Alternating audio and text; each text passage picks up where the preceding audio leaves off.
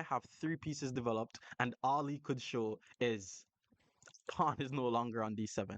But let me get my king out the center of the board. We know what the drill is. The guy's 1100, by the way, and he's still making unnecessary pawn move. Let's play pawn to d4. My goal from here is to open the center. He plays knight to f6.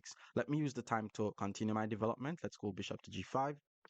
Pawn to h6 attacks my bishop. Now, bishops are better than knights, so we don't want to do this. Let's pull the bishop back. He's playing a lot of unnecessary pawn moves. Let's just pull back the bishop, and then he finally plays e6. Now, I want to open the center, but I don't want to trade queens. I would love to play d5, but then his knight takes, and then after takes, his queen takes, and I don't want to trade queens. But let me use the time to put my rook on the same line as his king. Now, if Fian ketters his bishop, now it looks as if he's planning on castling his king. So I'm going to put my bishop on d3, pointing towards h7. Oh, he doesn't want to get castled. That's crazy.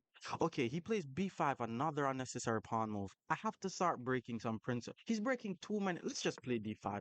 Like, he's breaking too many principles here. I have to do something wrong, or else it won't feel correct. He castled his king. I want to checkmate this king. How do we checkmate this king? Let's start by playing queen to e2. Like, if you're not immediately seeing what to do, just bring more pieces in the game. Things will happen. He took a free pawn on d5, but I have every single piece in the game and doing something. Now, I think this is the bishop that is going to help me to checkmate his king. And because he already pushed so many pawns around his king, I'm going to play h4, forcing him to move those pawns even further. He plays knight to d7. Terrible move, by the way, because I'm attacking his g5 pawn twice. So let's just take on g5, attacking his knight, and then if he takes, I would get some extra material, which is why he plays knight e4, but that's also a free pawn. Now the question is, do I take the knight or do I take on h6? Okay, let's take the knight, because that's a free pawn.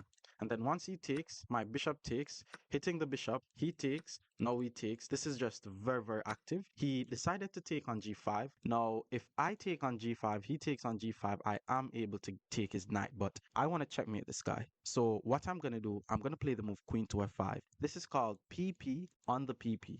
He plays f6 to guard the knight. Now we grab the knight for free. His queen is under attack. My rook is on the 7th, which means my rook is in heaven.